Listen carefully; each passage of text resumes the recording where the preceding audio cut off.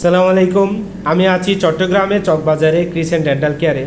দেখাচ্ছি চট্টগ্রামের বহু পরিচিত ফাউন্ডেশন অধ্যক্ষ ডাক্তার আব্দুল করিম ফাউন্ডেশনের একটি মানবতামূলক কাজ।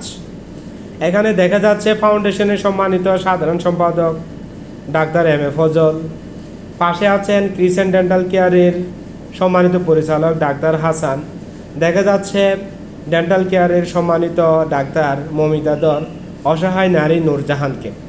নূরজাহান কিছুদিন আগে গাড়ি অ্যাক্সিডেন্টে ওনার সম্পূর্ণ দাঁত এবং একটি পা হারিয়ে ফেলে। ফাউন্ডেশনের পক্ষ থেকে 40,000 টাকা ব্যয়ে এই নূরজাহান অসহায় মহিলাকে সম্পূর্ণ নতুন দাঁত সংযোজন করে দেয়।